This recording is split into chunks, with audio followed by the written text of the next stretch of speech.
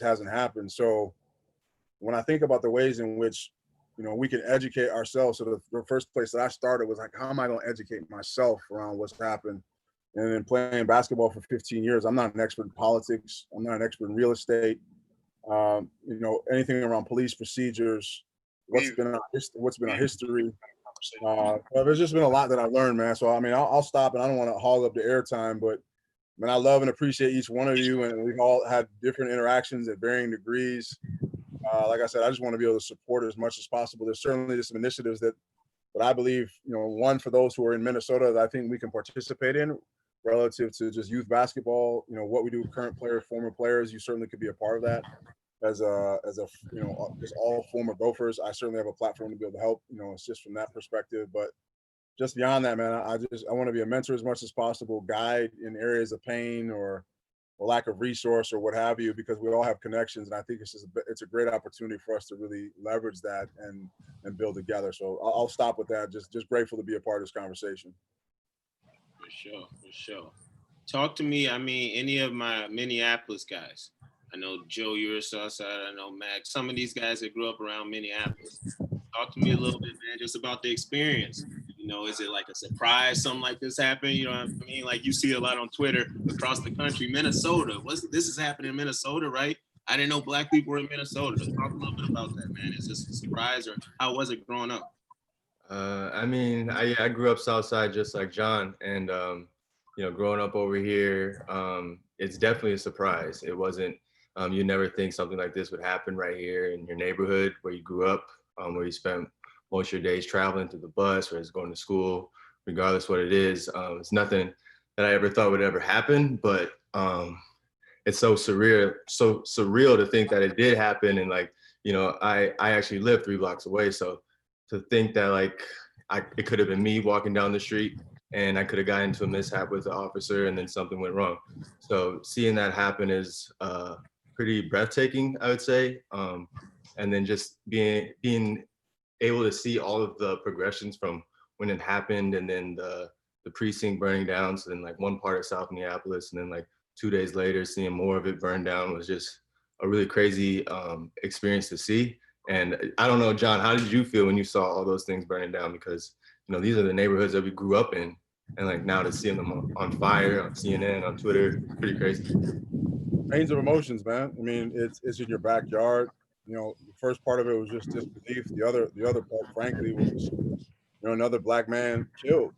And you think about how to some degree we've been indoctrinated to almost think that it's okay. And really it's primarily because this is the first time we've rioted. This is the first time we protested. This is the first time that even collectively as Black men we've even talked about racial profiling or incidences that have happened to us due to the color of our skin. So when that went down, man, I mean, I first of all, in understanding my role, back here, so I'm not intruding on. If I would have went down there on the first night, because I'm 0 to 100, I'm like, I got too much to lose, and I'd probably be on the news. So I definitely didn't want to do that. But certainly, your heart goes out for those who have small businesses and those who have been an intricate part of the community. So now I've just gotten to a point, man, where I'm, I've done a lot of radio, podcasts, interviews, those kinds of things, to a point where I kind of want to stop talking, and I want to be able to create actionable solutions and use my platform to really dive into that and educate people. So it hurt, man. Yeah, for sure. All right, as far as me, being from North Minneapolis, my first interaction and actual getting in the back of a police car was at 12 years old. Was I doing all the entirely right things? We stole some golf carts, right? So we're driving these golf carts. We didn't leave the premises of the golf course, but we didn't leave the premises of the golf course. But it's just funny because it could have easily went another way, right? And I'm pretty sure if I was not an African American kid, it would have went another way. He probably would have talked to me and told me to go head on. I literally was in handcuffs and got drove to the crib. It was a crazy experience. And now hearing even more experiences from when I get on the phone, I've been doing this a lot. That's why I'm thankful for this conversation, because you do get caught up in, we went to a level where I say we're almost like exceptional African Americans, right? When you go to college, you almost get away from everything that's really, really happening.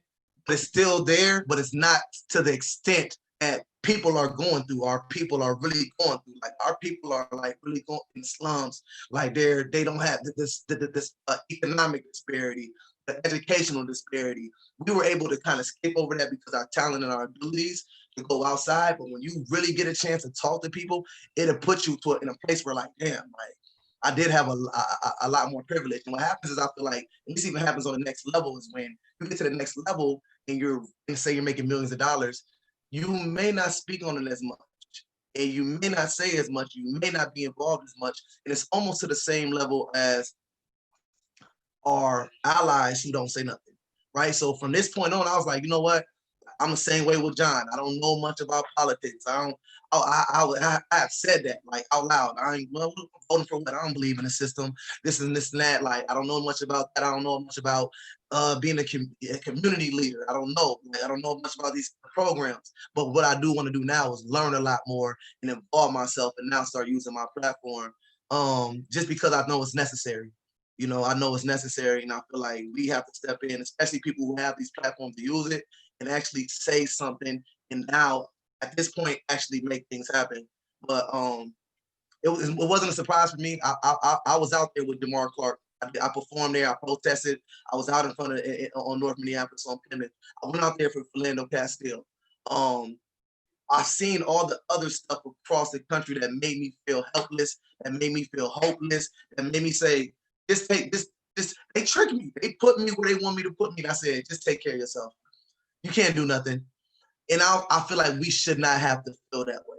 I feel like that shouldn't be the feeling that I have to have in my mind, or tell my kids to say, hey, just focus on yourself, because it's going to be like that. And as Black men, we've been through so much and we're so strong that we just tie our boots up and go. We know it's not fair. We know our obstacle course is a little bit different from their obstacle course, right? We know we got this mountain, we got to jump over this river, we got to swim, we got to do, like, it's a little bit different when their path is just like, when I left out of school, honestly, Spencer Tugson was able to get a job doing broadcasting. There was other guys who were able to get jobs at these Fortune 500 companies making this amount of money right away.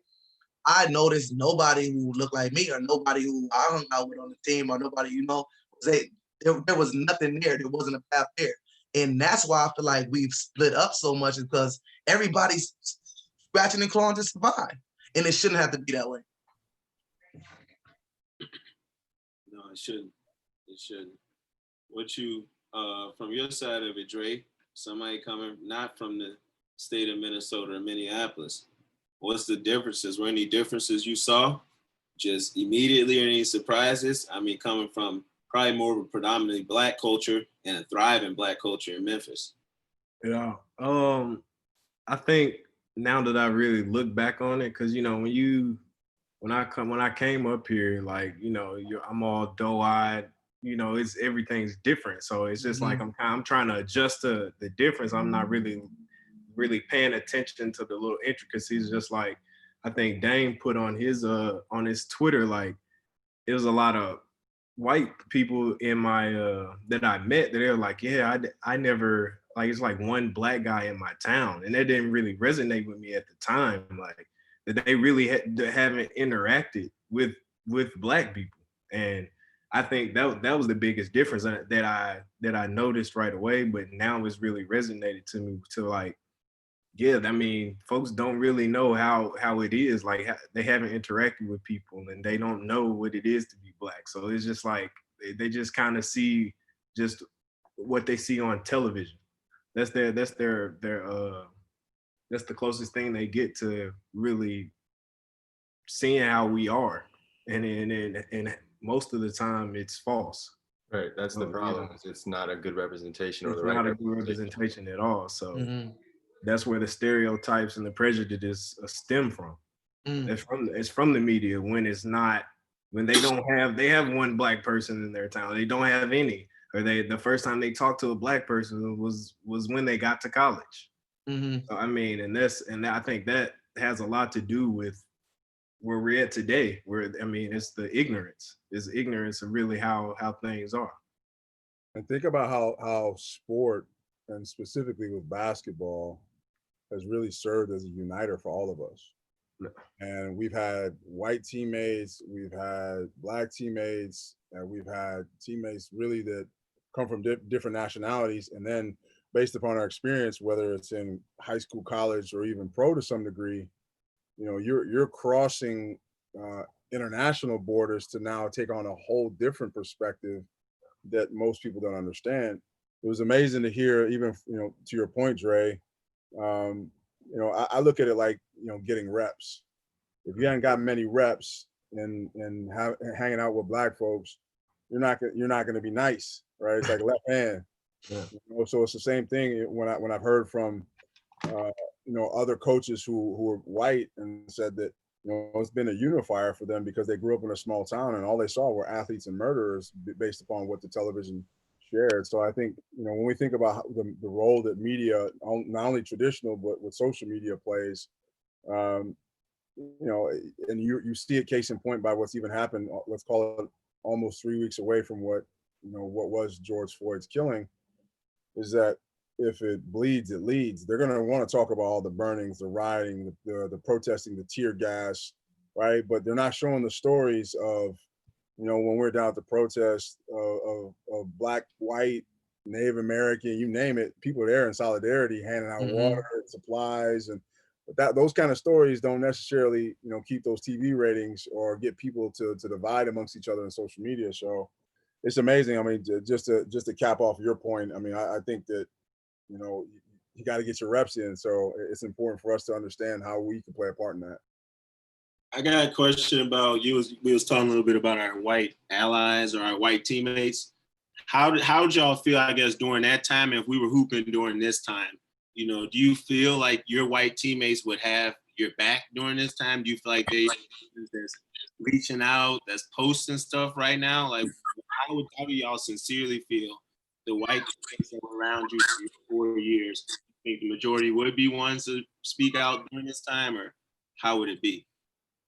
I personally think they would have some. It's not like we'll have all of them, but I think they would have had a couple that might have stood with us. At the same time, I don't even know at that age how I would have been in this situation, because at that age I was a lot more immature, and sometimes I probably could have said some stuff that kind of could have caused either further division, because I wouldn't have been able to understand or listen to stuff they had to say if they said anything that was kind of against what was going on.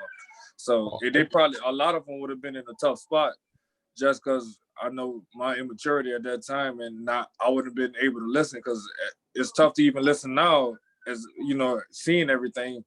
And it's just like John was talking about, as far as we saw all the rioting and everything on the news, but now the protests still are going on, and we don't see anything unless it's something where it's getting to the violence standpoint, when it's the worst. You see the worst part of the protest. You don't see all the people standing in solidarity just everywhere. You looked at some of the stuff that was going on in New York yesterday, how beautiful and how large their protest was. Just so many. I watch the news a lot, and you just see so many people united right now. And even, you don't see much on the news about the protests happening overseas. They got places in all across the world right now screaming Black Lives Matter and are protesting and standing with us, but you don't see as much with it. So I know at that age, there's no telling how those guys would have reacted, and they would have been in a tough spot. But from the teammates I know during that time, I think a few would have joined. I know a guy like Colton Iverson, I know he would have probably hopped in. Even Jamal, I know Jamal would have been able. I would have to agree. Like, me and you play with the same people, so I would say I think they would step in. I think they would say something. Just because just like John said, sports have really brought them together. They're not they have been blessed to get those reps in, right? Yep. And to be around, if you're not around a Black person, if you don't know how they act, if you don't know, and this is the thing, is like what happens is these people are never around Black folks, right? That Dame put that post out.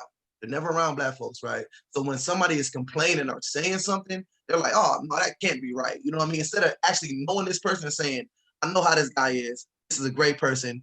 I know they wouldn't complain about this for no reason, so there has to be something there. They don't have that perspective. They only have one perspective.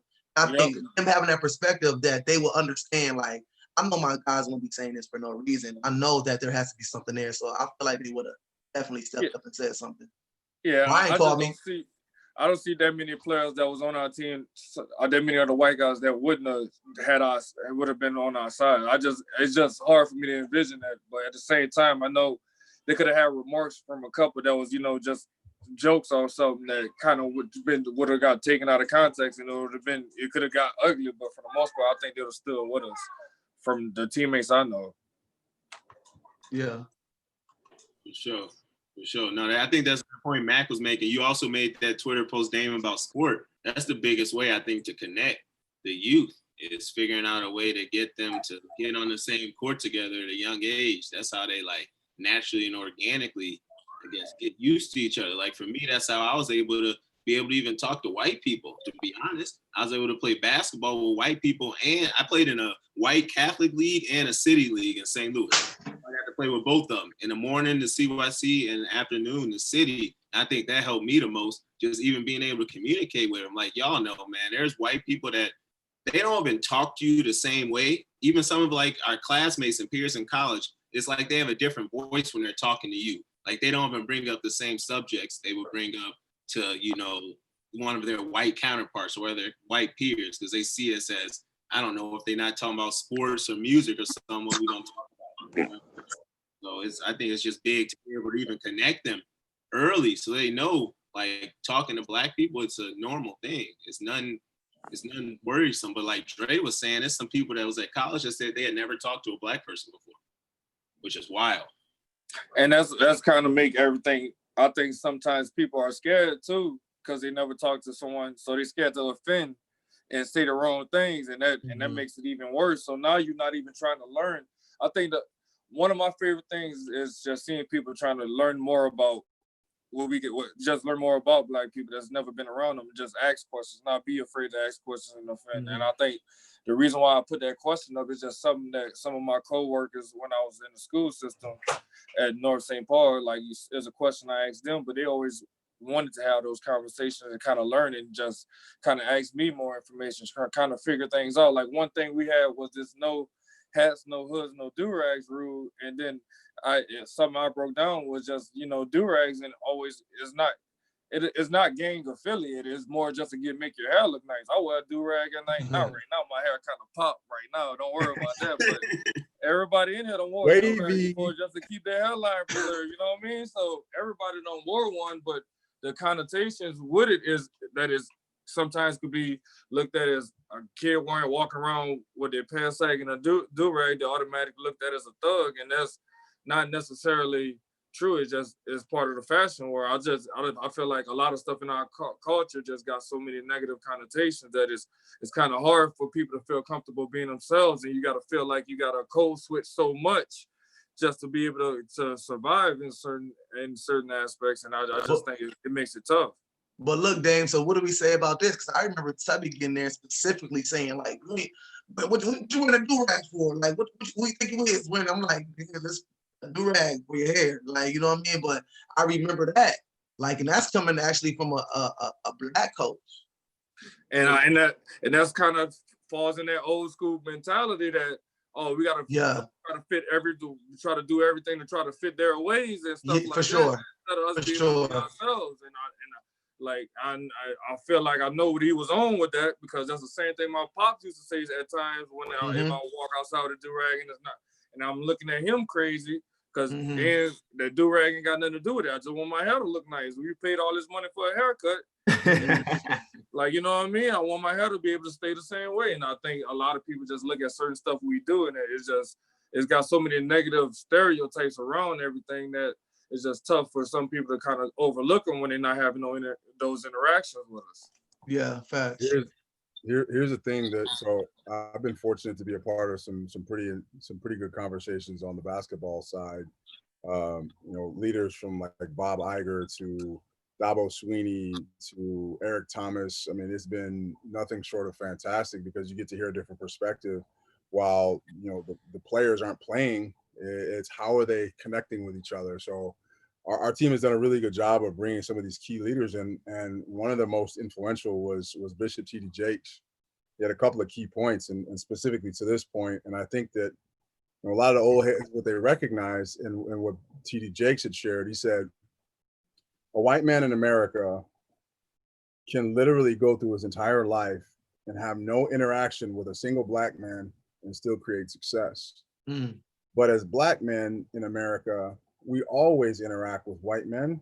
And on top of that, if we're going to move in a way where people don't get over on us, we have to understand the rules. So if you think about the way in which, whether you go to the grocery store, you do taxes, if you sign a lease on your car, or you're getting a mortgage, in every aspect, one, we have to understand how to interact with them. And then two, we have to learn and adapt to their way. And case in point, there's 621 billionaires as of October 2019.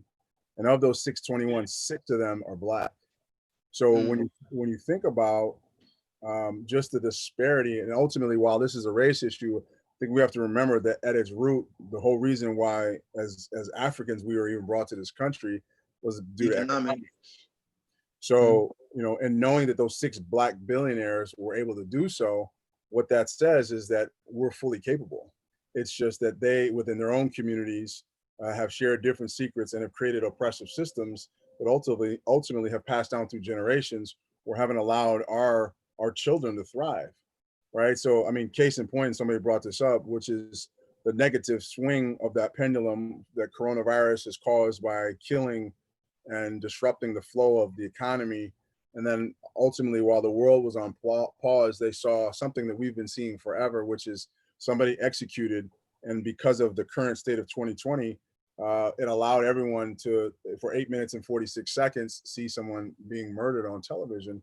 And it called all of us through the pressures that we put to really cry foul and begin to have tough conversations. Case in point, with us even having this conversation and thinking about the ways in which white people and our counterparts have reached out, not knowing what to say, so on and so forth. So I just, as much as possible, I'm leaning into it. I'm not one of those that, oh, now you want to listen. Oh, we've been saying this forever. Like, nah, I'm glad that you're at least questioning, right? And you're at least wanting to have those conversations. So, the thing I think that's important is, I've learned through the book, at least the excerpt, and I have yet to read the book, but I posted it on my Twitter, but how to be an anti-racist.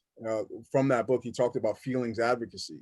So how do we, because most people want to do this because they have a feeling of guilt, and whether it's post something, hashtag Blackout Tuesday, or I stand in solidarity, they join the march, whatever it is, beyond that, they're going to go back to their world, and ultimately they'll still be white. Right. And while everyone in the world was dealing with coronavirus, we still were dealing with being black. So we're going to go back to being black, and we're all experts at being black men. The question is, how do we get past our feelings to ensure that we're creating programs of sustainability, through all of our platforms?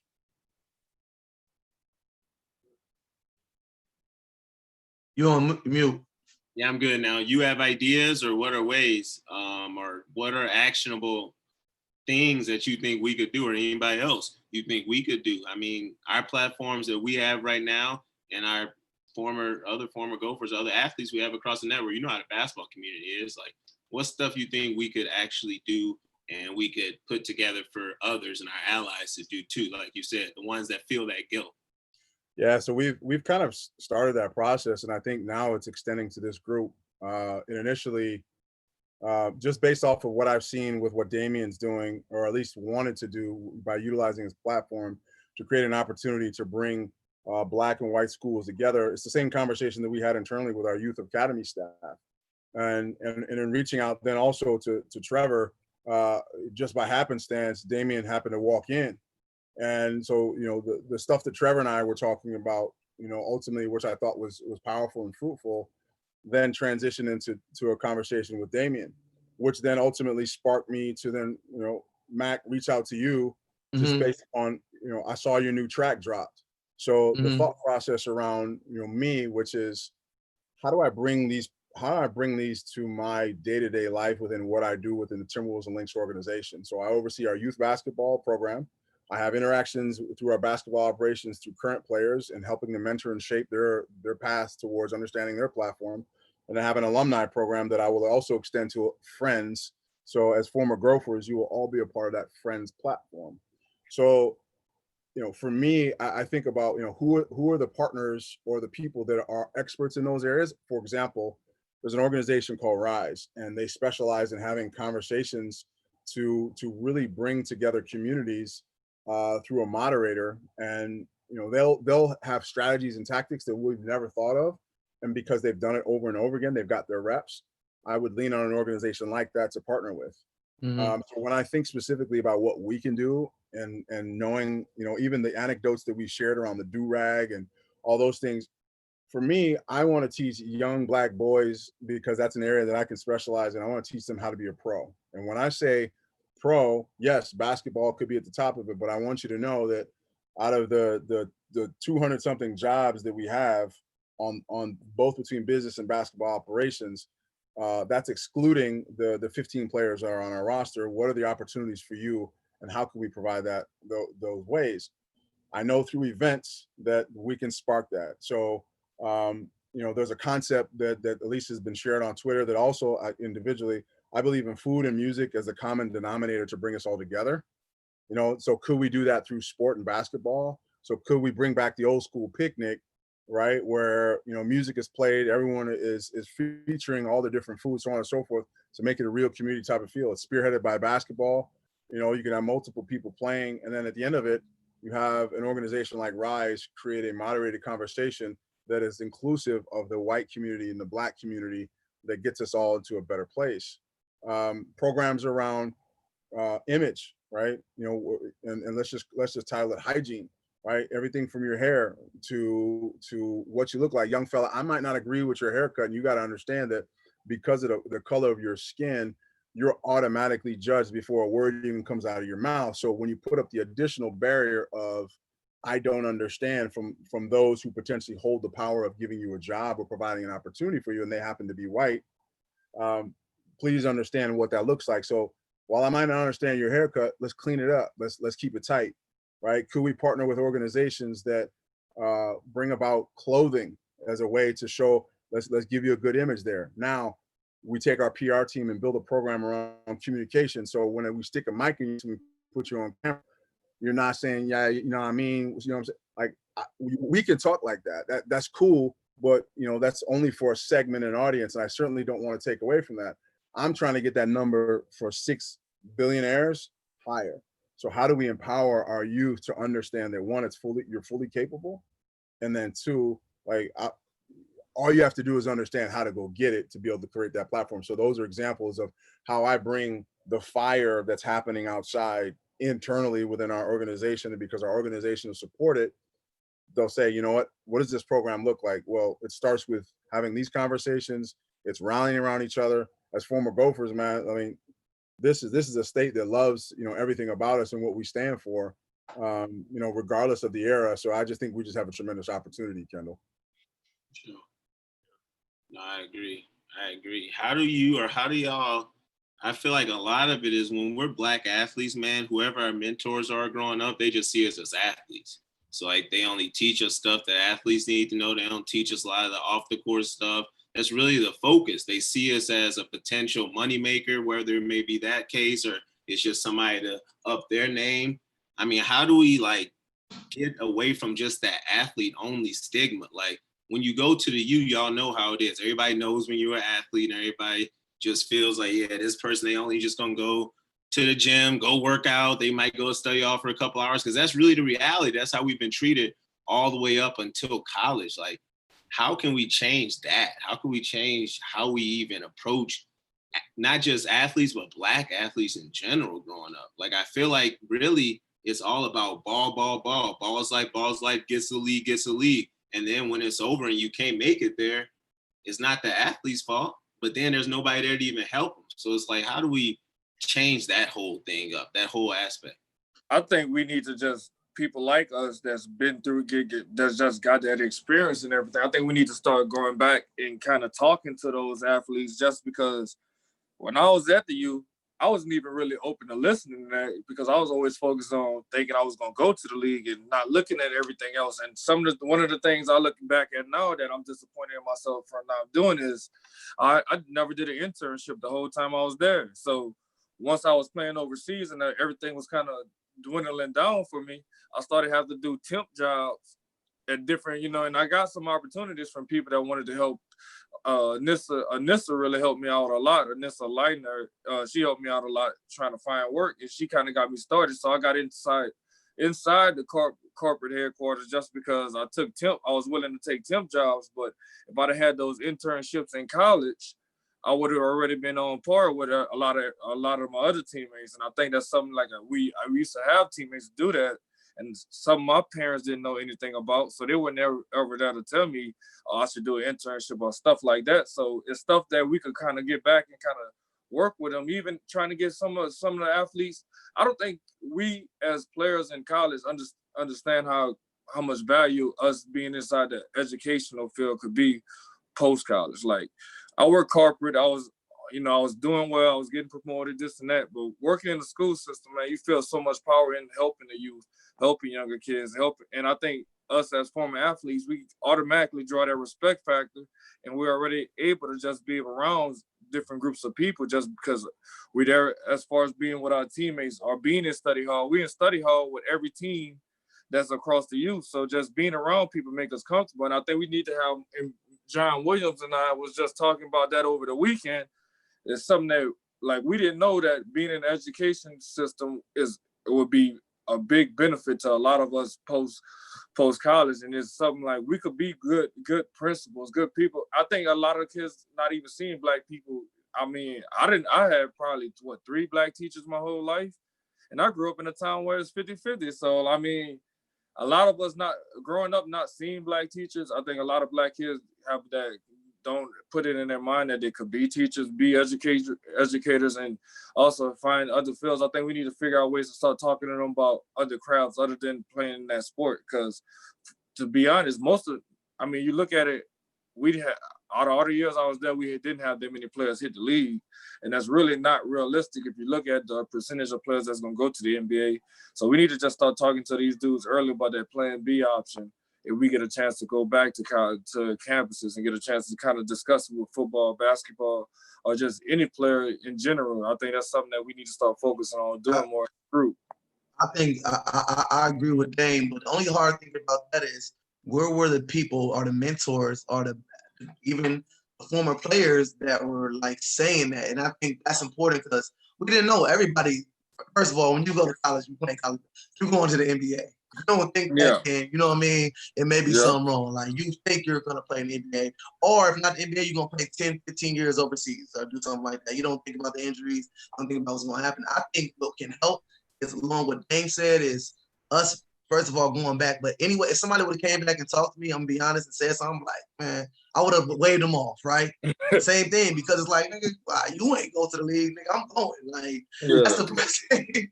That's what you thinking. Like, man, what is he talking about? Like, get him out of here. But now I think it's important. I feel like the reason why even growing up, Kendall, that you said we it was all basketball because we didn't see anything else. So where are the black business owners that we could go and be like, yo, that still look, it's still a cool, like kids respect cool shit. Like, you know what I'm saying? That still might drive a nice car, that still makes fit some game to you, that still, you know what I mean? Still let you know, hey man, women still like me too. Like a lot of that is involved in that where people think playing basketball or rapping is gonna get you the things you want to get as a young black male. And this is the route that you can take. So showing black real estate people, showing black CEOs, having black business owners go talk to these kids. I think that's important because I didn't see that a lot. Yeah, I think that, what makes it so much more challenging nowadays is for a variety of reasons. For example, when I came up, we didn't have as much pressure as you guys did, and we didn't have as many NCAA violation clamp rules that some of the younger players do, right? And nowadays, it's literally school or basketball. There's no real opportunities for internships. The other piece to it is, we're all complicit in this, is think about how many times they brought those dunkers in front of us. And because it wasn't positioned in a way that really stated that these are some influential people within this community that can ultimately help you to see outside of yourself. You know, first of all, most of them were white, and then they were older, so you got two strikes against that. And on top of that, you typically went up there for like after like a study hall or a training table or something like that, and you're having conversations with, and frankly speaking, they don't know how to relate to you either. And then the other piece to it is that, you know, because our brains aren't even fully developed at that stage, we weren't ready. And then now you throw into it social media. There's players, and if you look at some of the top players across high school, they have more influence and followers than certain current NBA players. So that dopamine effect that we all feel from putting that bucket, you know, that ball in a bucket, and everyone's like, "Oh, you're the best thing, yeah," and it only gets worse the higher up you get. You know, so when they're exposed to that at such a young level, and everyone is paving their way for them, like, get out the way, like such and such player is a top player, he's coming through. Their swag meter is on a million. So by the time they get to college and they're one and done, and then they get to the league, if that happens to be, man, you can't tell them nothing, right? So I think to that example, you know, when you think about, you know, even bringing it back down to the types of programs that you can create, got to start at the grassroots level, specific to, you know, those who are either have been impacted by the university or here locally in Minnesota, you know, because you have a brand, right? Regardless of whether or not you're from here, you have the opportunity, because of the equity that you put into this market, to reestablish that equity in that market. So, I mean, I think it's incumbent upon us really to, you know, think about ways where we can partner with individuals and organizations to emphasize aspects of all the different things I talked about earlier, inclusive of financial literacy or different ways of growing business. I mean, to that point, we celebrate and put on a pedestal being an athlete or being an entertainer. And those are the only things that, to Mac's point, is that we're exposed to. So, you know, for me, it's important that when, for example, I've got 41 opportunities, you know, throughout the course of a season to bring people through our building, and I take them on a tour and I show them the business side. I show them the basketball side. Then I take them and I can sit them down on the court side before the game starts, and I can have a player or two or somebody from business operations or for basketball operations come over and say hello. Those are the moments of impact that certainly from my side I can help to create. But beyond that, I just think that the more we can form a bond, and more specifically, even in areas of like, how can I support you guys, right? I mean, that it's internal. It has to start internal first. We have to recognize that, you know, where are each of us in our respective careers, and what do you need, right? So that's my ode to you guys. You know, that's why I started the reach out process. And Joe, I mean, we've had conversations, you know, over breakfast a few times, VG, even through when I was at Lifetime, and certainly I've come light years past that. Kendall, want to extend that to you as well. I see and appreciate even you putting this platform through. We got to extend this conversation. We got to bring more people on.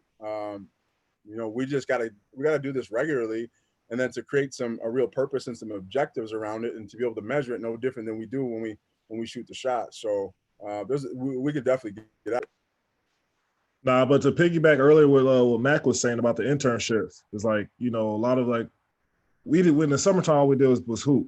So like when we see, like, you know, like you said, Spencer, like, you know, the Blakes of them, they come out, they have, you know, 6-figure jobs, you know, high paying jobs, and we looking at each other like, what's up? And in our mind, like, I put pressure on you, is like the internships, like, what, we're not put in the same situation. It's like part of it's on us, but part of, you know, like, we're not, in our mind, we need the older people to kind of like put that in our head at, you know, 18, 19, the last thing you think about is life after basketball. Our mind's like, I'm gonna go to the league, or I'm gonna go overseas, I'm gonna get paid. And last thing you know, like, let me make this network. Like, you know, dunkers come in, we look at them, okay, great, you know, thanks for supporting us, we appreciate your support, but we don't realize the advantages we have by having them in our corner, or like what we can do to, you know, to build ourselves out when basketball or whatever stops for us. I feel like every sport after you know, hockey, soccer, all the baseball, everybody's doing internships. In football and basketball, what we doing, which are predominantly Black, you know, sports. So that's my thing. Like, I mean, I love the U. I'm a big fan of it, everything. But like, I feel like we weren't put in our best situations for that life after our sport. And that's, like you said, that's all great, working internally, doing those things outside of it. But we have a huge resource at the University of Minnesota, so we should be able to tap in with all the Fortune 500 companies we have in Minnesota, Minneapolis alone. It would be nice if we can finally start, taking advantage of that at an earlier age, and not when we're done playing. It's like, oh damn, now who do we connect with? Now, how do I network with this person, or what can I get out of so and so? So now's the time to lean into that, gentlemen. Now's the time to lean into that. That's what I'm saying. Like, we can, it's the momentum's there. I mean, look at what Amazon's doing. Look what Netflix is doing. They're featuring all the movies. One, because it's good for the society to educate themselves, but don't forget it's also good for business, right? So from that perspective, we just have to say, look, we understand that collectively the brand of who we were specific to the various areas that we had is powerful and is good, right? Now, we certainly want to do it in arms with those that want to prosper, and there's so many people that we know within our networks, just because they have shared values, that would want to assist, right? So it's just really coming up with what are the key strategies and what do we want to execute. You think big and you start small, and then you just rock it. Yeah, well, for me, I wanted to go off like what you were saying, John and Trev. Like, at the U, I feel like we were enabled to only think we were going league. Like, they were all for it. In a way, we weren't put in the best situation, just because you know how it is when it comes to picking classes, right? When the advisor picks the classes for you, they pick them based off your practice schedule. They pick them based off of what's going to work around that, what's available. It's not about what really you want to do. You're never really asked that. You're never really given classes like your financial literacy classes. You're put in classes like geology. You're put in classes like youth studies major, things like that. And they've been doing it for years. And we have our athletes going to these classes falling asleep because they don't care. But really all we're doing is catering to the athletes, but they want to call us student athletes. And like you said, Trev, it's a lot different when it's the tennis players or it's those sports. It always, I felt, was the football or basketball players where the advisors really just helped us out a lot by picking the classes for us. You know what I mean? Well, remember this, this is the hardest part, and even it's permeated to the high school level. The exchange for your signature on that document is your agreement to give up your body and your name, image, and likeness, and in exchange for a college education, if that's something that even you fulfill, right? But they understand that the amount of revenue that you will bring into the university, I remember specifically my jersey, and I'm sure you guys have this story too. My jersey is hanging up in the bookstore, but meanwhile, I'm walking back to my dorm, and I'm rubbing together quarters for that campus special pizza from Domino's, to try to eat when the cafeterias were on lockdown during spring break, and I ain't had nowhere else to go. Man, right? So, I'll say something real quick, because one time we did have Applebee's cards till we okay, till y'all BG, came up. See, till y'all came up, right? man. But I mean, that's the part that I think, which I even appreciate around what the G League has done, is they've given a platform and created competition against the NCAA. So now they go out and say, hey, look, we're gonna create this new initiative that's going to allow young players to come into it right away out of high school. Well, it's because you pay them a lot of money, and it's really for their name, image, and likeness. So now you're starting to see the rules change relative to name, image, and likeness. And even when you look at some of the top players now are considering HBCU schools, because they're saying that we want to authentically exercise, the fact that we're Black athletes, and to really build an infrastructure that supports the Black community. So, I mean, people are waking up to the fact that, ultimately this is much bigger than all of us. I think it's incumbent upon us, like I said, to really think about ways in which, how does this conversation, it's great, like we had this conversation, but how do we carry this forward? How do we ensure that we support each other? I think it's easy, when we think about ways when COVID-19 comes back, why not a former Gophers basketball camp with a bunch of different stations led by all of us? Yeah. Where we create a platform and a stage where we can have panels, different speaking panels on various topics. We've all had our asses kicked when it comes to, school, life after school, relationships, finances, business, right? And to varying degrees, we can all talk about that. So that has value. And it certainly has value when it comes to an audience that's willing to listen. So, that's an easy way, I think, initially to start. And, we have U of M night, right, at the Timberwolves, where, we have a lot of corporate partners that are in suites, and where, because I've become, friendly, or have really built some key relationships with them, is walking you guys through the suites and saying, hey, such and such, is the head of this company. And at the end of the day, all you want is that opportunity, because once you get that opportunity, Trev knows it just based upon some of the things that he's seen. He's seen how I've operated.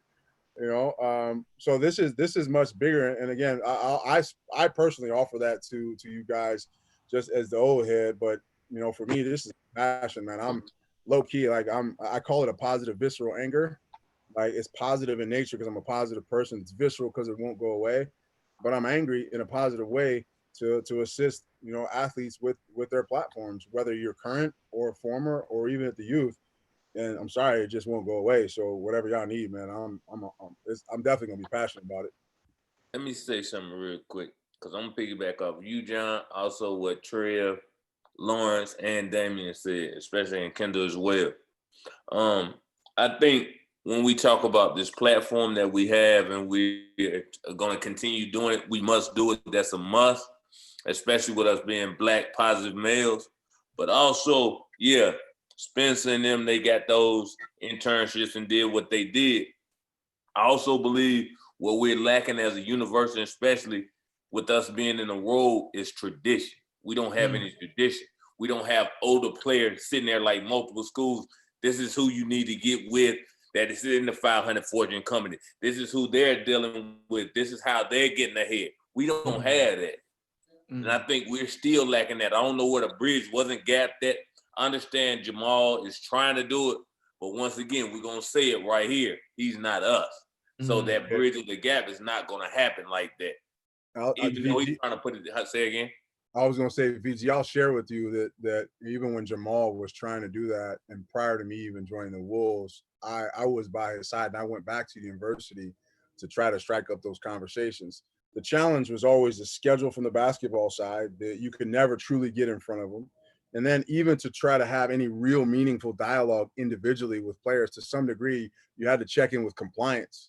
So once compliance even heard that we were starting this alumni group where we were going to be supportive of them, and again, for me, it's a passion, man. Like I said, I want us to be able to lean into this platform and take full advantage. Yes, I want you to see that I'm Black. I don't want you to say that I don't see color. I don't want you to say that I'm an athlete at this moment in time, but this is what it means. When LeBron says I'm more than an athlete. So it certainly wasn't for lack of trying. And I think that certainly we can revisit it. I know Caitlin is just a full supporter of everything that the university stands for. Certainly, and I think that we can carry that conversation forward. But we have to be privy to the rules and what's allowed, and ultimately what the expectations are. We can be as real as possible. We can show up in solidarity and sit all in front of them and share all these stories. But if they don't have the time to be in front of us, because of school, because of basketball, and all the other things, the distractions, and even as Max said, I probably would have like, man, go ahead. Why? Because they don't have that context. We're not in the locker room with them. So we've tried it. We can certainly revisit. And again, I think that this case, at least lends to more of a powerful statement potentially. I'm never saying that it wasn't tried or anything of that nature, but why other schools do it and we can't? Not saying that we're not going by the protocol, but why the bridge is not being gapped? I don't know who's on the other side not bridging the gap, and I'm not saying any names or saying who it is, but how does other institutions get to do it while we can't? I think part of it for us in the Big Ten is that we have a coaching change every 5, 6 years. A lot of those coaches like Izzo, Boy Ryan, all them, they're there for 20, 30 years. So you see a lot of those players getting back. And that's a question I've had too. Is there's only a few of us who actually go back consistently. And what's up with us? Huh? And to Trev's point, I think even just speaking from my era, knowing that we reached the Final Four and ultimately what happened with Clem was about community. Clem was about pulling you in. Clem was about that. And with him leaving, it certainly put a sour taste in a lot of our mouths around what that actually looked like and knowing how much we sacrificed for the university. And I think to Travis' point, I mean, when Munson came in, you know, the old school teachings that Clem saw, it was immediate for me. I was just like, you know, he's not going to be, you know, the at least the type of person that Clem was. No diss to Munson. It's just Sure. I didn't have that relationship, right? So I think there's a little bit of a disconnect, and I think ultimately, to Travis' point, that's what really ultimately caused that. Well, half of the people on this podcast played for two coaches while they at the U of M, while they were at the U of M. So I got three. You had three? Yeah, I had three too. If you count, Munson, Molinari, and Tubby. Yeah. So I only was there for 2 years. I was only there. So, like, I mean, everybody went through a coaching change, and it's kind of, and that's one of the biggest problems too, I think, with all these coaching changes. I don't think we get enough people, like, we bring in a coach that don't have any affiliation to what's been part of the program at all. So we bring in a coach from somewhere different, and he's bringing a completely new staff, and he doesn't even try to get, he doesn't even try to bring in any guys that's former players or anything, and it just happens. It continues to happen over and over. If you look at Coach Smith's staff, he had no one that was affiliated with you guys' era. Munson, like, like it just keep going. I mean, and look at the staff now. We haven't had one person from any Gopher affiliation on there, part of that. Even as a grad assistant, I mean, unless you're looking at Jarvis, but he went from playing to, right into it. There's not much connection from the past that's ever a part of any of these staffs, or even I don't feel like they have much input where we could kind of get someone just there to kind of connect guys, or the coaches are trying to connect with guys that's been part of that to try to get more alumni on their side at the same time. And I thought at times I saw Coach Smith trying it, but it wasn't long enough for a period where we're gonna get enough alumni from the past. If you look at it, our tradition isn't that, like, back from the Musselman and Clem era, we had good basketball going on. So it's not like we don't have people. Mikhail's in the league as far as he's been affiliated with multiple NBA programs and stuff. We had Flip that was a coach for so long. Like, we have people that was affiliated with the NBA that's part of our program, but part of the U of M. We just don't never have connections because we always changing coaches. So every 5-6 years, like Trev says. So it's gonna be tough on us. JB, Bickerstaff, like we got Hollins, like, you know what I mean, Austin, and it is like it's. I feel like we have enough resources. It's just we just don't come together enough, and I think this is what this is about. And I think from going forward, that's what needs to be the goal, is just to try to get together as much as possible. And what can I do for John? What can I do for Kendall? Vince, what can I do? What can I do for you, Dre? Joe, you know what I mean? Like, I think that has to be the mindset from here on out. It has to be, we have to come together because we're going to be stronger together. And also, we got to take this message that we're giving each other and give it to the young boys that's in our situation that we used to be in. But somewhere it has to be that gap. I don't know where that gap gonna come from though. Exactly. It's no point in filling their schedule with these dunker events anymore. What's the point if we saying time in and time in again every year the same thing, that our minds aren't there yet, or we just don't understand it, or we just had a 3-hour practice, all we want to do is get a meal and get back to the crib. So it's like, one, place them in more strategic places instead of strategically placing them around your basketball schedule. And then 2, let's figure out a way, like, I don't care what compliance say, we might have to just keep knocking at their door, but as much as the dunkers get to see them, there needs to be a Black Alumni Association just like this that can see them, because like Vince said, the only way we can bridge that gap, I think, is us talking to them. They're not going to understand what the dunkers are saying. We can talk to them and tell them about each one of our situations and what really happened. Be like, yo, just go talk to dude over there. Like, talk for like 15 minutes. Here's what you got to talk about. Write down a few things. Get his contact. LinkedIn, just add it. In 3 years, bro, trust me, you're going to need it. You know what I mean? But we didn't get that. We just got a quick coach's pitch after practice. The dunkers are up there. They give a lot to the program. Go up there, eat, talk. You know? Yeah, we stressed after practice. We just got yelled at for 2 hours, had to do suicides. But my issue with the NCAA too itself, like with the compliance. So like earlier this year, I hit up Dan Arturo, like, hey, let's go grab some food. Chick-fil-A. We're gonna grab some Chick-fil-A. He loves Chick-fil-A. I'm like, cool, it's something chill. Like, we'll have some conversations. Let me, put your head through this, because when I was coming through, when I had to, have success. Everybody, like, it was Quincy and it was Willie, but they were so much older, so it was like it wasn't the same connection. So let me like chop it up with him. I kid you not, I got this like 5-paragraph email from compliance. If you take, I heard you going out with Dan. If you want to take him out, he has to show this and that. You can't provide this. And now I'm just like, damn, like all we do is go to Chick-fil-A. Like all I'm doing is trying to, spend some knowledge. Like, hey, this is how the process is going to be. We talking about what we can do. The system is designed. The system is designed to keep players in check, to ensure that they don't wreck their eligibility relative to the dollars they can pull through the university. So they're not trying to hear your development of them or the type of influence that you can create.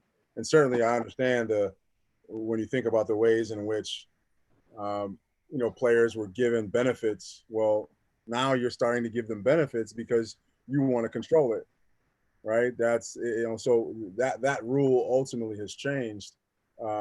But to Kendall's point, I just think that we can, through solidarity, continue to build this. And even if we develop a normal routine around at least a schedule by increasing this network and this platform, it starts with us internally. So that way there's a stronger bond, right? Me understanding what each of you is going through and specific to how I might be able to, whether it's in season versus off season, whether it's through tickets, through connections, or just through some guidance, right? I mean, Trevor, Joe, Dame, Vince, we've had conversations at a personal level just around what that might look like.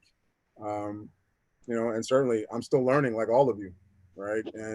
But as a 44 now, will soon to be 45-year-old man who's had 5 years in the league and then 10 overseas, and the multitude of people that I've come across, I've got this smorgasbord of at least opinions around what that might look like. And I just want to share it, man, before I check out. That's my biggest thing, is like, how do I share it with you guys to impact you in a way that while you might be looking this direction, and I say, hey, young fella, because you're all still young to me, let me point your head in this direction, at least so you can open up and gain a new vantage point.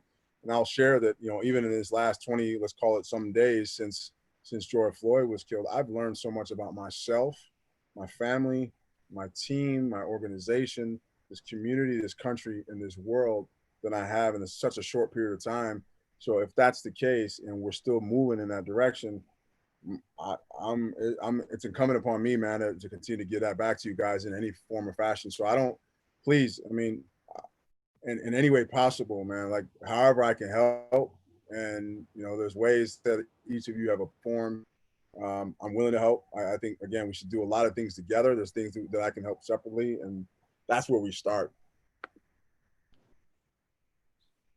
Yeah, no, I think that's the biggest thing too. We got to start there. But yeah, the biggest thing for me is breaking that cycle of them dudes there back at the U still. Like, we can't keep letting them go through that, for sure. So whatever it may be, but it don't make sense. It don't make sense to let that keep happening. But what y'all, Dame, or I guess anybody, Trev too, does everybody play for both black and a white coach in their career in college? Everybody here, you think it's important? You think it's something that's really helps the growth of players as an athlete? You think it's something that's, you should look. This live on YouTube right now, because I gotta be careful when I'm on. Let me speak first, because I didn't play for a black coach. You didn't? Go first then. I think it would have been helpful. I think it would have been more helpful if I would have had a black coach. Not saying my coach wasn't good, because, whatever he did, I just, I had a good career, and I thank Minnesota for the opportunity. But I just think he knowing what it is in society to be a black man, how hard it is to, keep taking in that, what society is giving you, and how strategic you got to be on that next tier of success. I think he would have gave me a little bit more knowledge in becoming a well-rounded black man that I didn't get from the opposite, if you understand. All right. Well, we all play. A lot of us play for Tubby on here, right? I didn't talk to Tubby outside of the basketball court. Like, just to be honest, I'm just gonna be honest. We didn't talk that much out, and especially not about life after basketball. I didn't see him as a fatherly figure. There were times in hallways when after the games we would walk past each other and we would just be like this. And there was even are we live, man? We live right now?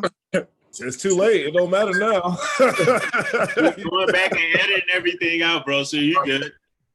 So I mean, there was a time where I was actually offended when we was playing South Dakota State and they was having a good game and we ended up like totally like kind of beating them at the end. And I remember his wife saying like, man, y'all boys better not let them white boys beat y'all. Like I like my purses in my nice house and blah blah blah. And that conversation right there, that sticks with me because I'm like, why would you think to talk to us this way? Like, and it was almost like y'all are working for us. Like y'all better do what y'all do. Y'all out here, you know what I mean? Like that comment kind of stuck with me, and it still has stuck with me. And I've never, I still at this point don't have a real relationship, even though I was there for 1 year. So it could be different for y'all. I'm sure he was just trying to get me out of there, honestly. Like, you know what I'm saying? But I still don't even have a real relationship with him. And during the time it was never that at all. So even having a black coach, it wasn't somebody that I felt was trying to help me see outside of basketball or anything to that nature.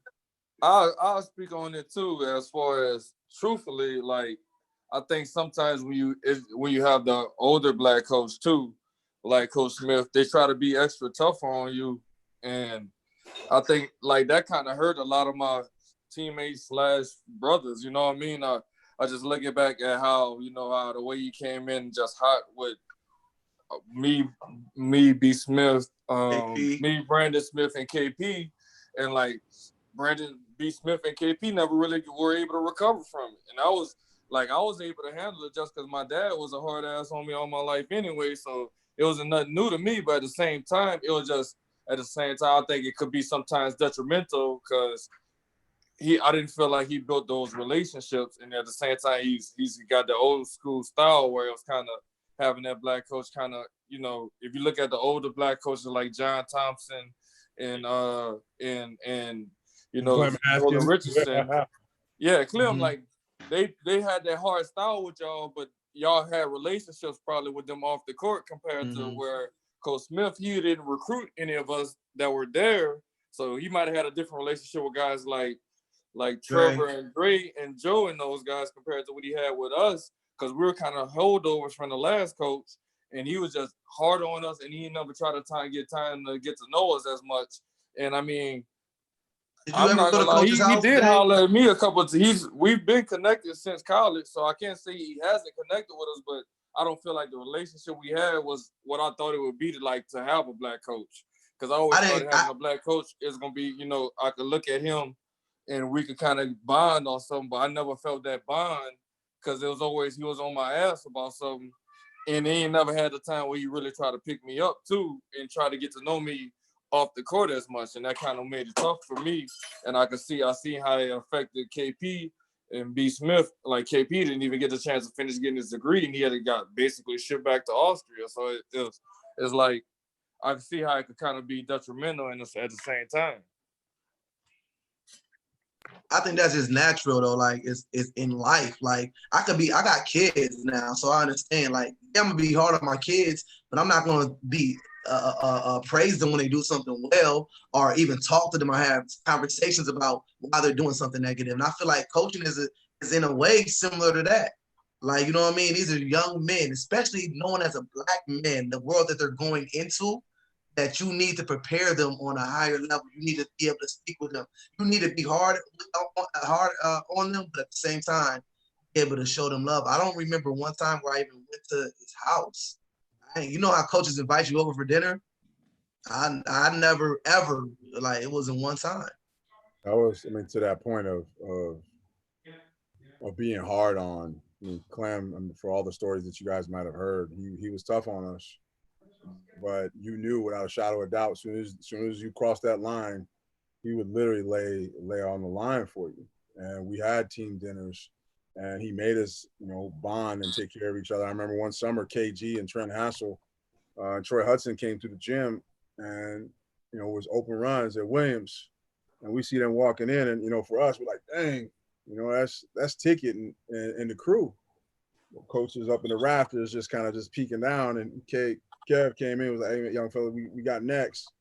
So here comes Clem down the steps, and he says, oh, Kev, you might be one of the 50 greatest players, but you ain't never gonna get on this before my Gophers. And I'm like, dang. I mean, I kind of wanted to play with Kev, but what that taught me was that unconditionally he loved us and had our back, and ultimately when I look at the various teams that I was on, and certainly that was one that was highlighted, and then I think about now as an executive, all of those principles around love, right? Which Yeah. it really is what it is that I care about you beyond my own personal being, and this is really about supporting and pushing you up to prop you up. So I'm gonna jet, I can do this all day. I just want to be mindful of it's 9:47. I got kids. I'm gonna make sure that that Corona time got them pushing back to like 10:30. They think they can go to bed extra late. I love y'all, man. As best as I can, I want to support you as much as possible. Kendall, it's great to really get to know you a little bit better. VG, man, obviously you're in Atlanta, but certainly, man, whatever I can do to help. Mac, we were already in contact. Let's continue that conversation. JC, man, it's always good to see you. And obviously, we've had some great conversations. Trev, man, you're brother from another mother, whatever I can do to support. Dre, we've had some conversations on and off. And obviously with what even Rachel's doing, certainly I'm happy that she's back here too. So, consider me an extension of that and whatever I can do to support you. And then Dame, obviously we're set to talk tomorrow morning relative to, sort of what we can do for youth. I say that to say that individually we can have these conversations, but I'd be open. I would love to do this again and extend it to others inside of the network to see if we can get more people on. I think this is important. We should establish a regular cadence. And then beyond that, just come up with some measurable objectives that I think, and maybe we give, certain people just more airtime. I know I like to share. I know I like to give. And for those that are more quiet and are taking things in, I certainly want to give you an opportunity to get some reps in too. So, for those that don't have my number, Kendall, I think you can reach out. We're live on YouTube, so I'm not going to share it. But let's stay in contact, man. Let's make sure that we carry this forward, well beyond just this conversation. Pleasure. Trev, thanks for including me in this. Kendall, thanks for doing this. Like I said, love y'all, man. Appreciate it. And whatever I can do to support it, I genuinely will. Appreciate it, John. Yeah. Love. All right, fellas. Y'all have a good night. Yes, sir. You too. Yep, peace. Hey, I wanted to talk about that point that Mac was just making about when she said about it's like we working for them. You know what I mean? Like that point. I see that as the bigger picture of this whole thing. This whole athletes can't get their money. You know what I mean? They don't want to pay them, blah, blah, blah. It seems to me like there's a whole systemic racism and slavery trade going on within college athletics, in my personal opinion. I feel like if the majority of football and basketball athletes were not Black, the conversation would be happening a lot faster as far as should we be paying these guys or should we get the money. But I feel like it's been so built on Black athletes being that entertainment piece and just bringing in the money. We not even having the mind to think about how much we're worth. But it's like, to me, it's like that's a whole new conversation that just needs to be had too, behind the scenes of everything. I think that's the main underlying reason why the conversation is so slow, man. Because essentially, what are we doing? We're working for 4 years, and then what happens? Like, they don't reach out to us. The boosters don't reach out to us. We reach out to them after school. So, that's the crazy thing in the conversation I think that needs to be had. That's, not think gonna piggyback off you, but I'm gonna take it somewhere else, Kendall. That's what we're going through right now, and I know you're gonna bring up that topic. But with everything going on in the world, especially with this police brutality, injustice, and everything, the NBA, me personally, I feel that they shouldn't play. The reason why is because the same thing you said. They want to see us entertained, and we know most percentage of the league is black, African American for sure. But they look at us as Vince Greer, the basketball player, not Vince Greer who played basketball. And I'm just saying myself, but I'm talking about the NBA personally. But they want to see that. They want to go in, have beers, watch on Saturday football, tackle, you catch TDs, throw TDs, or you dunk on Wednesday, Sunday, and whenever the NBA comes on Tuesday. But no one wants to have that conversation about what the hell is going on. It's true. Nobody wants to talk really like, okay, let's be honest with you.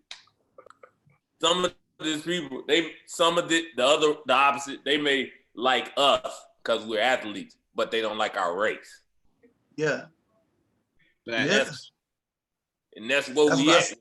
That's what I said. I said we get to a point where we're a little bit elevated because it's like we don't see some of the same things that our brothers and sisters see or go through because we're athletes. We do have perks. There are perks to that. And it's like, oh, it's almost like, oh, we're cool. And we can say that and we can be like, well, we can figure it out. Like, we've been figuring it out. Everybody is figuring it out in life right now. Yeah. Like, ain't nobody struggling. We can figure it out. But it's going to be important that we come together and start to come and use our platforms and use our information that we have together and try to move forward.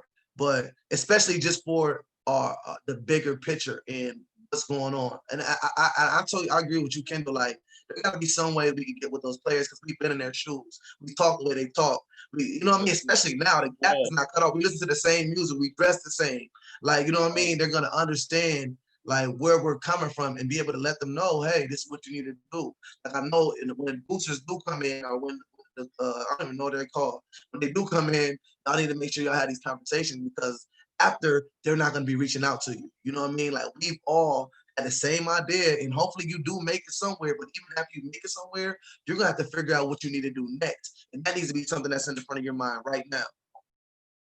That's what we all went through the trials and tribulations of success and failure. You know, Yeah. You can be in basketball and life, wherever it is, but we've had success as well.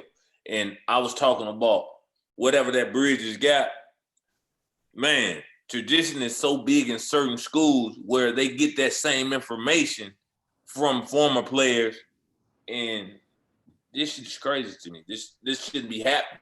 And I don't Let me ask you something, BG. You think they look at us as a generation where they almost want to separate themselves from? You feel like they look at that? No, I don't believe that. I don't think that. I think, and we just got to have the right people in the right place to take on and want this to happen, if you understand what I'm saying. Like, it takes two to make this connection. And if you want your program to go in the right situation, whoever that person is, compliance or the coaches or whatever, they got to be willing to bring us in as well as the connection. So therefore, I understand they went through the same walls. They had the same practice, may not the same coach, but they have the same experience or going to have the same experiences as these kids. Why not let them give them the knowledge? That's how we're going to keep recruiting.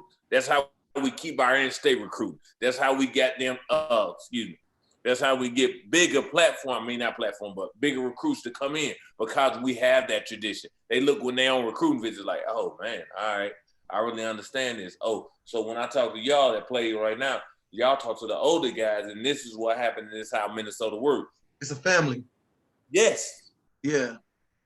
It ain't like that now. Yeah, when I talk to guys that went to respectful other institutions, man, I talked to a dude that played in 1997, 2004, right between, and we had these conversations when I was in high school. None of this happens. It's like, you make this decision and then boom, you get here, you play 2-4 years and you out the door. Wow, that's how it is. It's 4 years, 4 and done. What y'all think about these HBCUs though? That conversation, you think dudes would go there? I mean, if everybody here at some point was probably recruited pretty heavily, would you go? Opportunity to go to HBCU. If I didn't hoop, And I would always say if I wasn't a hooper and I had a chance, I would go to HBCU. Like, but if somebody starts that trend, I definitely could see it happening. Why not? I think it'll be a dope trend. I ain't gonna lie. I think they should see the power of the black athlete and see where it goes. Because y'all try to act like it ain't, oh, it's us. We're the one who give you. Y'all should be happy to get this scholarship because we're making y'all money. So now let's show y'all that. I think it has to be shown. And what it does again, it comes back to economics, like John said, it's just hitting them in those pockets. I think it's a good idea. I do personally, honestly. I'm all for it, because, being from the South, I came up on HBCUs, John C. Smith, North Carolina Central, Shaw, Benedict. I've been more Winston-Salem State. I've been more to their homecomings than my own school, from high school and just seeing what they bring. So I know you're going to get what you need from there, just as black people. So I think it'd be a dope experience for the athlete, Sure. That's what you said, the power in the athlete, if you would. I mean, the power really in the athlete. That's what they Dre got. from Memphis. I want to hear what Dre thinks. I want to hear another guy from the South. No, Like, I'm Dre with it. from I'm with Memphis. it I know for you sure. got some. All my friends went to HBCUs, man, and they loved it. They wouldn't trade it for anything in the world. And while I was up here playing, they was telling me about their experiences and whatnot. And I just wish I was able to like get away for a weekend and just go and experience that. Because I mean, outside of the other athletes, I really wasn't around other black people. Mm-hmm. I mean, it's like, yeah, that was pretty much most of my experience with black people was just in the athletics world, which was, it was great. And I'm still a lot of friends with them today, but just outside of that, having that whole college and, being around people that look like you, it's a different feeling. It's a different feeling. That's why, to me, my fault, Dre, to cut you off, but that's why this is important too. Is when you go to these schools, say you go to these schools and now these athletes are going to these schools and the person that you're hanging around is just not the same person who you are, the athlete. You may be hanging around somebody who may be a CEO, somebody who wants to run their own, somebody who may be a clothing designer. And this becomes your group of friends, right? Because they're all here at this one school. So, I definitely see a benefit in that happening. And I would not be against that at all. Because like Dre said, the only people black you typically hang out with are the basketball and football players. Yeah. Other than that, surprising nobody's done it though. Like one player's never just took that route to go They say if one of them moved, then was it Mikey? If he moves the needle, hey, Mike. Like I want to see what it. I think it can be. Dude decommitted from St. John's. He going to Norfolk State. He a big wing out of New York. He committed already, so it's one more need. And then they got a dude, because Mo Williams just got a job at Alabama State. Yeah, I think a fourth guy just committed there. See, that's the thing. We need more dudes that's been in the league, that's been through it, that know hoop for real too. Because we can't just be having some lackluster coaches they hire going up against those and people of the world. I mean? That's people like this that. This would be a conversation for 3 hours. I know. Yeah, I'm talking about lackluster coaches and having basketball minds inside, and just putting the right people in position that understand. But then you got that situation where it's that ego where I want to do it on my own, man. It's crazy, but yeah, that's a whole nother saga. You talking about something that's personal, huh? Just everybody go through that situation that don't hit that surface. You know what I'm saying? I think what you were saying is important though, is like the reason we go to these big schools is because we want to go to the NBA, right? So if we know we have a chance to go to the NBA going here or here, now it makes the choice a little bit easier. The reason we go into these schools is like, we're gonna play in front of these people. We're gonna play against we're gonna get some NBA scouts. We're gonna play in front of a big crowd. If it makes it now, if we can do that on both sides, it makes it a little bit easier to say, you know what, I'm gonna take this route. Imagine I think another thing too is that these kids have such a big following that they don't need to now rely on a Duke, a North Carolina, Syracuse to try to get their name out there. They already got that brand already built. So I think that will also lead to them just wanting to or being able to go to HBCU without worrying about that. They That's are facts, their yo. own business. Yeah, They own business. They got hundreds of thousands of followers. yeah, That's it. You don't own yeah, business. You don't need a Duke of North Carolina, like you said. yeah. You know, that's what I feel like. That's what the NBA even realized. Like 10 years ago, like they started to realize that's why the power in the athlete at NBA level, and might as well go all the way back down. And especially with the likeness stuff that's happening, like soon, bro, like college athletes, they gonna start be able to get money off their own brand and their likeness. And when it comes to that, it don't matter if you're going to a Big 10 or a Big 12 school, the money gonna follow you if you got that following. So they might as well take their talents to HBCU if they are gonna be elevated after school. Because that's the thing, you know, you preach somewhere like a Minnesota where you come here, there's all these Fortune 500s, but it don't do us no justice if we're not gonna get those connections after, or if we don't even have the decency and understanding to talk and have a comfortable conversation with white people, and y'all not enabling us to, because y'all putting us in these classes that don't work. You know what I mean? But we got friends at all these HBCUs that's saying what's happening. So I think it's definitely a real possibility soon. Yeah. Like Lawrence said, man, it just, you know, I think about it all the time. Just like you said, Trev, as well. Like, man, what if I would have went to HBCU? You know what I'm saying? Like you said, you got this guy that's a designer, or this girl that's a designer. One's a realtor, other one's a dentist. One works in marketing. So everybody, right. they got all their avenues, but they all click tight. You understand? So they can help each other in any way, form, or fashion.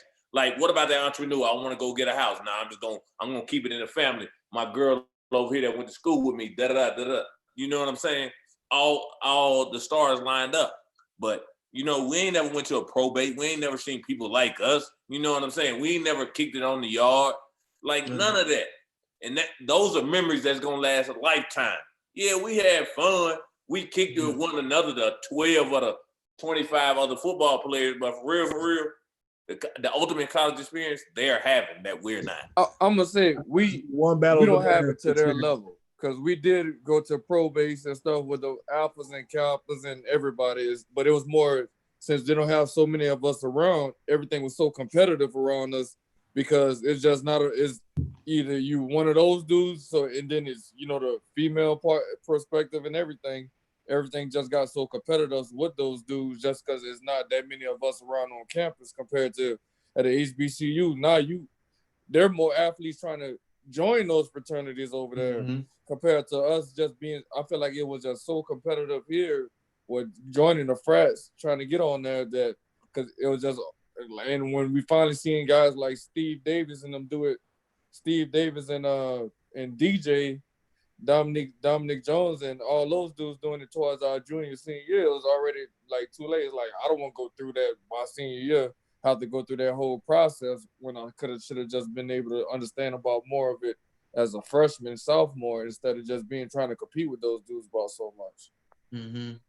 That little stuff too, you gotta have somebody tell you about that stuff. That's all that is. And that's why it's important for us to be able to get back and tell them dudes, if you want that experience, you're gonna have to do this. It ain't gonna fit in your schedule, but you have to be able to go out and do this and do that. Like, that's important. But I don't think people realize, and we don't even realize probably how wild it is. Like, when we walk on campus, you see a Black person, your first assumption, that's an athlete in Minnesota. You know what I mean? Like, that's not a good thing. That's not a good psyche to have. That's just your assumption. We thinking just like the white people, or that's a Black dude, or he must be an athlete. But when you go to a Howard or HBCU, like Vince was saying, like, you got all these different professions thriving, right? It's like when you go to Atlanta for the first time, you're like, dang, it's this many Black people that's doing it. So it's one of those things that we almost get put in the norm that shouldn't be the norm. I think, and also, man, it was a rude awakening for me. I know I came to Minnesota in 2004, you know. I know some of y'all was on the way to college, or y'all was, you know, about to leave high school. But at that time, the U was 2%.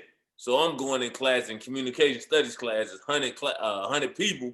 I'm the only black person in there. I'm like, oh, whoa. I ain't been around these many white people in my life, especially coming from the South where we don't even mix too much. You know what I'm saying? Like, other than college, it wasn't too many white boys I even played basketball with. So that's just how it's going. Or maybe against, but not on my team. Yeah.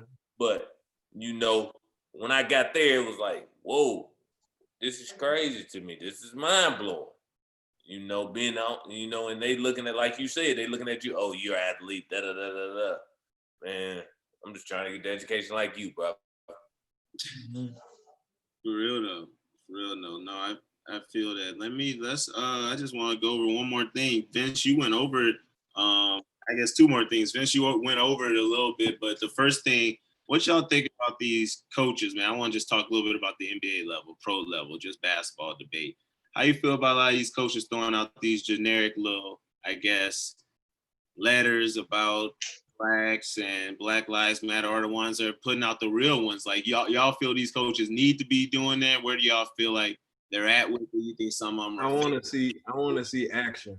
Anybody can post anything about whatever, bro. Just like what John said, you can post something that's good for business. I want to see action, man. That's it. That's all I gotta say about that. Because anybody can post anything, bro. I mean, it's the internet. That's how people get catfished. People get catfished off the internet. So that's it. I agree with Dre. Any people, businesses are gonna post. Everybody's gonna post because it's good for business at the moment, and it affects your economics and your money and your finances. What y'all gonna do to help? That's just what it's gonna be like. Like, what are y'all gonna do to help, man? It's only one coach that I can say he's always on that same type of time, and that's Popovich. Yeah. He's always on that. He's always speaking out. He don't care who it is. He letting it be known. But these other coaches ain't going. The coach Steve Kerr be speaking on Steve Kerr do too. A little bit. Yeah. But I'm gonna go back in the college like LaVelle Moulton down in North Carolina Central. He just called out every Power 5 coach in the NCAA right now, basketball and football. No one stepped up on these Black Lives Matter, but you got all these black athletes. Like, you got to have those kind of talks, man. You got to stand for something, or you fall for anything. You know, we can't have them up there no more, man. That's a real conversation that needs to be had. There's too many of them making 6-7 figs, black athletes, and then don't do much for them after. And then when something like this happens, you know what I mean? They preach the world to you in the living room before you get there. And then all of a sudden when stuff like this happens, a lot of them nowhere to be found, or they got their PR team writing something. And you know it's from them. Because coaches don't write like that. You can tell the script is fake, but you know what I'm saying? But they got to do it to generate that dollar. Just like now, if y'all look at ESPN, Goodell, he right now on ESPN.com, he talking about, man, I support Colin Kaepernick. Any team want to sign him, I'm all for that. What happened 2 years ago when y'all blackballed that man down? Last year. Last year. We know he's not about to get signed. If Cam Newton's still unsigned, ain't no way they about to sign Kaepernick for 2 years. Back in that now, just a year ago, you was against all the kneeling, you, Jerry Jones, all that, but now it's something that's on the TV every day. Now you all for it, man. It's crazy to me. Man, that Goodell interview or that little statement he put out was so trash. I hated watching that. We stand with you. We are with you. We should listen to it. Shut up. Last thing Vince was saying, y'all agree with Kyrie or no about them playing or not playing? For me, personally, me not even being anywhere close to the league, I just don't feel like they need to. I mean, I get where he's coming from, is what I'm saying. I get exactly where dude's coming from. As far as it might slow down the convo, because a lot of what's happening right now, I feel like the awareness is on social media. And I feel like right when we get back into the league stuff, the news feeds can start getting clogged up again. But there's still messages they can send through it, though. There's still messages they can send through it. But part of it, too, is like not everybody in the league is getting that 40 minute Kyrie getting. Kyrie's going to have to start sharing then. That was his idea. You're going to have to start taking care of those players. He said he would give up everything he had. Take care of those. Because there are teams that are on the bench that ain't got the $40 million bag like that. So like they can't just jeopardize and just cut the season off any given notice. Like, you know what I'm saying? Also, you got to think about the folks' mental health. Like, would y'all really would y'all be able to play? Say we was all in full, right? In a bubble. Would y'all really be up to playing isolated, no fans, quarantined, no fans? In Disney World, we know how Disney World is basically an AAU tournament, right? And you got the social injustice on blast and police brutality. How good is the basketball going to be anyway? Right? Is it that important? Like, who's really looking to get it? I feel like it's more the fans and a lot of the media people that's going to get money from it and from the videos and the highlights and stuff. That's why you hear so many people, media members, that's so outspoken about it, because they know that's their next check. Well, to be honest, I would probably watch the first game if they did play. And then after that, I wouldn't even really tune in. I think LeBron needs to get one more ring, then they can call it quits. All right. That's why they season in, trying to get him that ring real quick. You know they putting an asterisk next to this. This is year to get it too. Right. I'm just gonna say it all. Really make noise though. I feel like they would have to boycott next season. Yeah. That's what I'm saying. Like, boycott these 6 games, I don't think it's gonna do anything. If they really wanted to boycott something, they might as well just do next season, finish this year off, and because it's still at the same time they talking about their platform, and they still like talking about stuff like this, what we're talking about after games and post game interviews and stuff would be a good opportunity. But I can understand, like Dre said, I would not want to be playing in that bubble situation. But I know them definitely. If I'm one of those players that's a veteran where I got meals already saved up, there's no way I'm gonna want to go in there. I feel Kyrie a little bit. Man, I don't think it's that easy to just use a platform for post-game speeches like that, bro. Like, I think the idea of what he's saying is when you're a professional athlete, your mind is being a professional athlete. Your mind is being an NBA player. And if you focused on that, you're not going to focus on giving the best possible, most powerful speech after the game when you worry about the check. Like, it's a reason Maya Moore did what she did. She went, like, balls deep. Like, I gotta say it that way. She went in there. Like, for real, like, it don't matter, you know what I mean? And if you really want to make an impact, it's so easy for you just to go and play basketball and just forget about it or throw out a tweet or wear a can't breathe shirt, bro. Like, so that's where I see where he coming from. Like, if you're going to go hoop, then all this stuff, it's going to slow down. It's going to happen. This is how I feel. And I heard everybody else. I haven't heard what Max said yet, but this is how I feel on the situation. The momentum is so high with this police brutality and injustice. You got to keep this momentum going. The distraction away from letting the people see basketball, the matter at hand is going to continue. They still going to not treat us the same. Right now, we got to continue going because we got to do this for our kids. One day, we're going to leave this earth. And we can't leave this earth in the shape that has already been 500 plus years of oppression. That's done with. Ain't no more Martin Luther King. We the most forgivingest people and praying people in the world. Got them nice time from Malcolm by any means necessary now. Yeah. And I think right now we got the platform with the people with all these protests and the people in line ready to step up. You know, I think back in the day, it was more of, man, it's certain things I can't say because I want to get my money. But now it's like, man, I got my own voice. You understand? Like what Dame said, if you're gonna do it now, you have to do it next season. Like this book, the rest of this season don't mean nothing because the same issue is gonna be here in October when the season starts back up. Well, I don't mean nothing this season. That's what everybody talking about. Well, when's the next season gonna start? You might as well not do it this season either. I mean, it brings back the awareness, even if the momentum dies down. If you have the whole season getting cut off because all the superstars are protesting and boycotting, I mean, it's just gonna bring back more awareness at a higher volume. Talking about like these blackout days of let's go shop only at black businesses, blah blah, so we can show the white man how much power we have. It's the same thing. If they don't have an NBA Finals, it's a lot of white people in the front offices, money, NBA powerful positions that's gonna feel it. They're gonna feel it, and so it's people out there that's trying to turn the story on Kyrie the same way they did on Kaepernick and make him seem like the scapegoat or someone that's talking crazy. That's all they're gonna do. It's gonna be the same cycle, in my opinion, if they play. Same thing. It's just gonna get washed away. But this our chance to show them that the power in the athlete for real, for real. That's why these people are, that's why ESPN's got these agendas to keep talking about, dang, we gotta get the season started. We gotta get the season started. If we don't, so what? You affect them economically.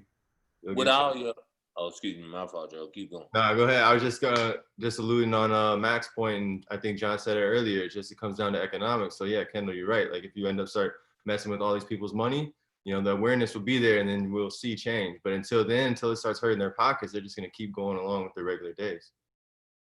Like, with all y'all being in Minnesota, you know, I can only watch from the TV, but you know, it just happened around, 2 days ago around the corner from me, about 10, 15 minutes from around me. Same thing. And one of their own is speaking up and going to war for it. Do y'all feel the energy in the air up there with Steve Jackson, how he's talking and how he wants to go, you know, and take this to the next level and be, you know, make a change basically. You know what I'm saying? How is it up there right now? It's the changes. When I go out and I see the changes here, and the unity is here, and people are finally, I feel like, awakening. Even people who have privilege. Sometimes privilege is built so deep and the roots are so deep that even white people don't know it. Like even they don't know. Like damn, we are in a better position because of the way we look and our skin color, and we are in a better position. And I just watched something called Jim Crow of the North, and it's talking about redlining and how they put stuff in have the black communities, and they made sure that blacks couldn't move to certain communities.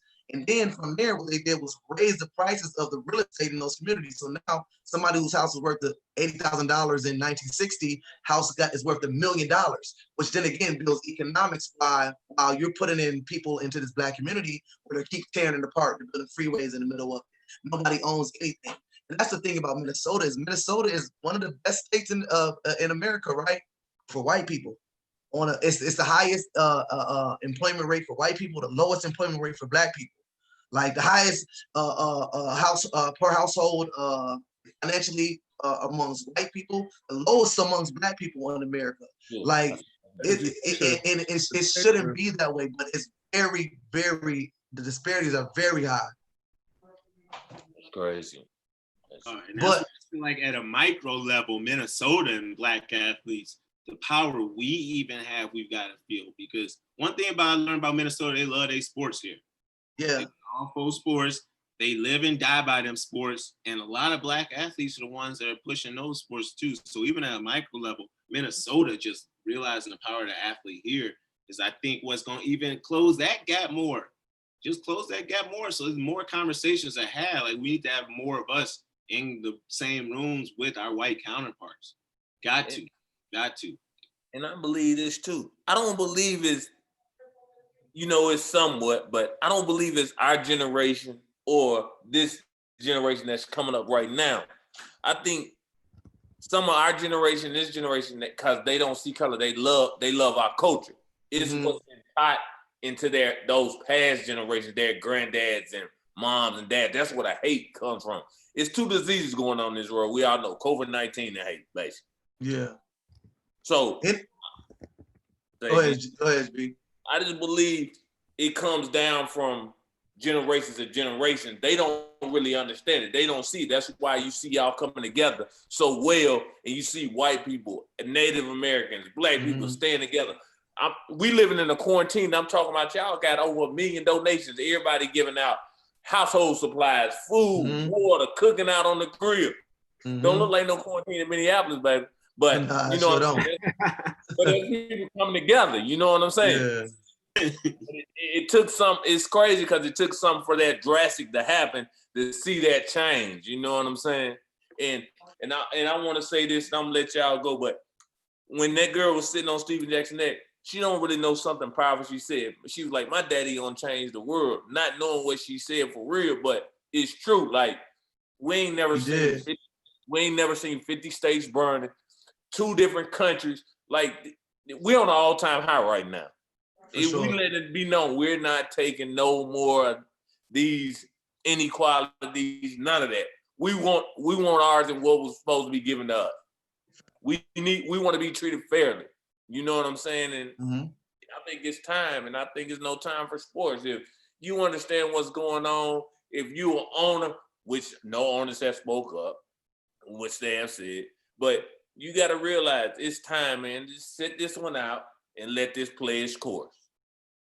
If you're a human being. I agree. Who else got some final thoughts? Who else? I'm good, man. This is great, man. I appreciate you putting this together, Kendall. Yeah, thanks. I appreciate the invite. Keep this going. Keep this going for sure. We're gonna add some more people too, man. And I think we're gonna add a few of our white counterparts or allies too to a conversation. Maybe some of them teammates y'all said that y'all was confident that would have spoke up. Let's get them on here and see if y'all. I think that'd be dope. I think that'd be dope. Yep, get them on there. I bet we're gonna get that going later this week. We Appreciate it. We need Otto. Hit y'all with some recordings and some clips each of y'all tonight and tomorrow morning. All right, bro. All right. All right, y'all, man. Love. Yeah. Peace.